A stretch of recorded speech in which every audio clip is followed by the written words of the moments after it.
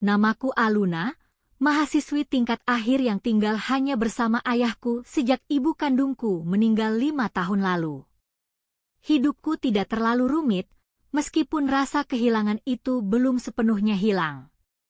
Namun, aku punya sahabat sejati bernama Naila yang selalu ada di sampingku. Naila dan aku berteman sejak SMP. Kami saling mengisi kekosongan hati masing-masing. Sehingga aku tidak terlalu merasa kesepian lagi. Aku tak pernah menyangka persahabatan kami akan diuji oleh sesuatu yang sangat aneh dan janggal. Naila sering main ke rumah, bahkan kadang menginap di akhir pekan. Dia sudah seperti bagian dari keluarga kami. Ayahku juga cukup akrab dengannya, meski tetap menjaga jarak sebagai orang tua. Kadang aku bercanda, gimana kalau kamu jadi anak ayah juga, Nay? Dan kami akan tertawa bersama. Aku tak menyangka, kalimat main-main itu akan menjadi kenyataan dengan cara yang mengejutkan. Ayahku seorang pengusaha properti yang cukup sukses dan disegani. Ia sosok yang tenang, serius, dan sangat protektif padaku. Ia juga masih terlihat muda dan tampan di usianya yang ke-42. Karena kesibukannya, kami jarang menghabiskan waktu bersama, tapi aku tahu dia sangat menyayangiku. Beberapa tahun belakangan, aku sering melihat tatapan sepi di wajahnya. Aku sempat berharap dia bisa menemukan seseorang yang bisa membuatnya bahagia lagi. Suatu hari, Naila mendadak bersikap aneh. Ia jadi lebih tertutup dan sering menolak ajakan menginap. Aku pikir dia sedang punya masalah keluarga, karena orang tuanya memang sedang dalam proses cerai. Tapi saat kutanya, dia hanya bilang, "Nggak apa-apa, lagi banyak pikiran aja." Aku mencoba memahami, meskipun hatiku bertanya-tanya. Beberapa minggu kemudian, ayahku memintaku duduk serius di ruang tamu. Wajahnya terlihat gugup, dan itu sangat jarang terjadi.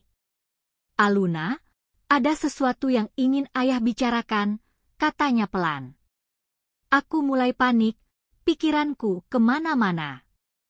Aku tak siap dengan apa yang ia katakan berikutnya. Ayah sedang dekat dengan seseorang. Dan ayah berniat serius, ucapnya, lalu terdiam. Jantungku berdetak cepat. Selama ini aku memang ingin ayah bahagia, tapi mendengar dia benar-benar ingin menikah membuatku gelisah. "Siapa ya?" tanyaku dengan suara nyaris berbisik. "Kamu kenal dia?" "Dia adalah Naila." Aku sangat terkejut, jantungku berdegup kencang. Aku terdiam. Menatap ayahku dengan tatapan kosong. Apakah aku salah dengar?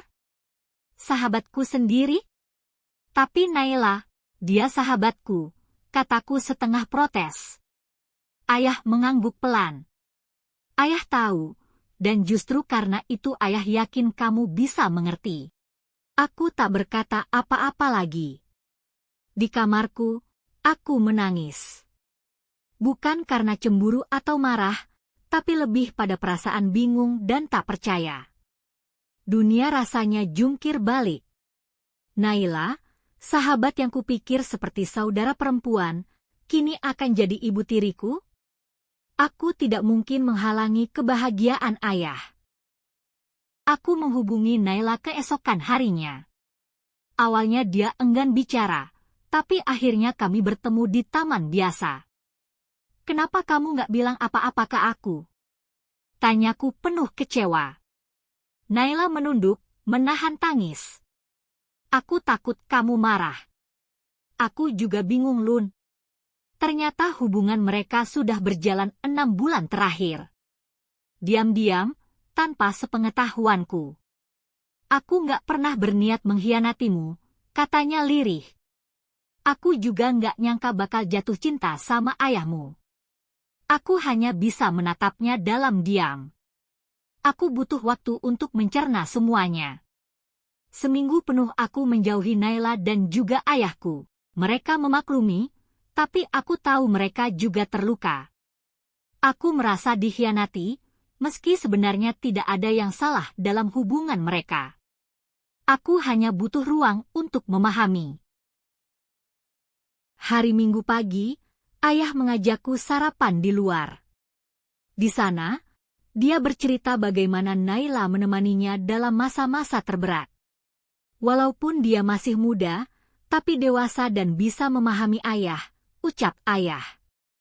Aku melihat kesungguhan di matanya. Untuk pertama kalinya setelah ibu meninggal, aku melihat ayah terlihat benar-benar bahagia.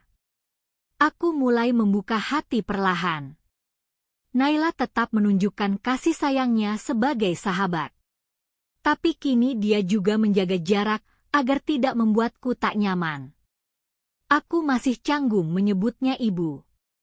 Status itu terasa sangat aneh untuk kami yang umurnya sama. Beberapa bulan kemudian, mereka menikah secara sederhana. Aku hadir sebagai saksi, walau hatiku campur aduk. Keluarga dan teman-temanku kaget. Tentu saja. Tapi aku hanya bilang, hidup kadang lucu kan? Dan tertawa hambar.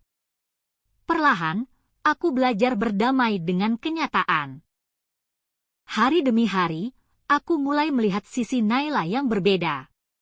Dia sangat dewasa, teliti dan sabar. Ia bukan hanya sahabat untukku, tapi juga orang yang benar-benar peduli dengan ayahku. Mereka sering tertawa bersama, dan ayahku terlihat lebih ceria. Aku tak bisa memungkiri, itu membuatku lega. Naila tak pernah mencoba mengambil peran ibuku, dan aku menghargai itu. Di kampus, gosip mulai tersebar. Beberapa teman mencibir, menganggap hubungan kami aneh. Tapi aku tak peduli. Hidupku bukan sinetron yang harus disetujui semua orang. Yang penting, aku dan keluargaku bahagia. Aku dan Naila kini tinggal serumah. Kami berbagi kamar sementara rumah direnovasi.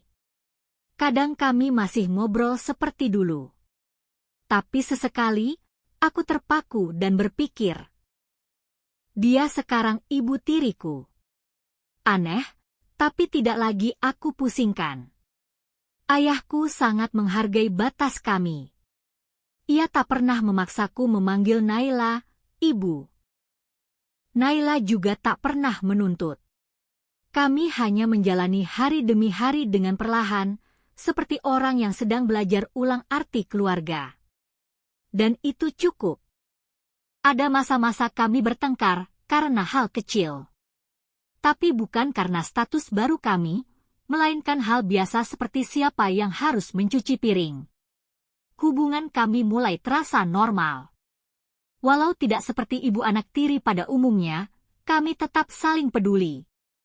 Mungkin itulah bentuk cinta versi kami. Suatu malam, aku dan Naila duduk di balkon sambil minum coklat panas.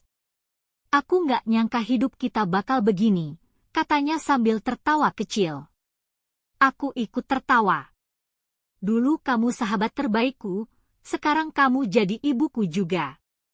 Dan kami tertawa semakin keras. Hubungan kami tidak selalu mulus, tapi selalu ada komunikasi. Jika ada yang mengganjal, kami bicara baik-baik. Naila selalu bersikap seperti dulu, hangat dan jujur. Kadang aku lupa kalau dia sekarang adalah istrinya ayahku. Kami lebih sering merasa seperti dua gadis yang sedang tumbuh dewasa bersama. Ayah pun makin sering mengajak kami liburan bertiga. Kami pernah ke Bali, Lombok, dan Yogyakarta dalam setahun terakhir. Di setiap perjalanan, aku melihat bagaimana Naila dan ayah saling melengkapi. Aku yang dulu canggung, kini mulai bisa menerima mereka sepenuhnya. Meski tetap tak pernah kupanggil dia ibu. Kadang aku merasa aneh sendiri saat memandangi foto keluarga kami yang baru. Di sana, ada aku, ayah, dan Naila dengan senyum lebar yang terpampang nyata. Tak ada lagi bayang-bayang masa lalu yang menghantui. Kami seperti bab baru dalam buku lama. Dan entah kenapa, rasanya menyenangkan. Hubunganku dengan Naila tetap erat. Kami tetap curhat soal hal-hal remeh, seperti skincare, drama Korea, sampai masalah hati. Tapi sekarang, Naila juga sering menasihatiku seperti orang tua. Kalau mau pacaran, pilih yang bisa tanggung jawab ya, katanya sambil tersenyum jahil. Aku hanya bisa nyengir, merasa geli sendiri. Ayah semakin bahagia, dan itu membuatku lega. Dulu, aku sering merasa bersalah karena tak bisa menghiburnya. Tapi Naila berhasil mengisi kekosongan itu. Dia tahu cara membuat ayah tersenyum dengan hal-hal sederhana. Kadang dengan hanya menyiapkan kopi hangat dan pelukan. Satu hari, aku sedang sakit dan terkapar di kamar. Naila merawatku tanpa lelah, bahkan menemaniku tidur. Dulu aku cuma bisa nemenin kamu sebagai sahabat, sekarang aku punya alasan lebih kuat, bisiknya. Aku menatapnya dengan mata berat dan tersenyum. Makasih, Nay. Bu. Kami sama-sama tertawa mendengar ucapanku yang canggung. Tapi disitulah letak keindahannya, hubungan kami dibangun dengan ketulusan, bukan keterpaksaan. Naila tidak pernah berusaha menjadi pengganti ibuku, karena dia tahu tak ada yang bisa menggantikan itu. Tapi dia hadir sebagai pelengkap. Dan mungkin, itu yang sebenarnya kubutuhkan. Beberapa bulan kemudian kami wisuda, kami saling berpelukan satu sama lain. Dan aku berencana mengambil program S2 di luar negeri, selain untuk mencari pengalaman baru, aku juga ingin memberi ruang untuk ayah dan Naila. Ayah yang awalnya menolak, akhirnya luluh atas bujukanku dan Naila. Akhirnya aku memutuskan meneruskan S2 di Jepang.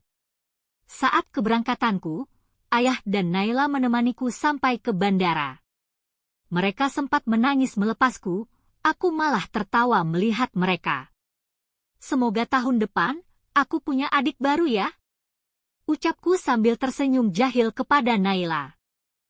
Kami pun tertawa bersama, dan kemudian aku berjalan menjauh menuju pesawat.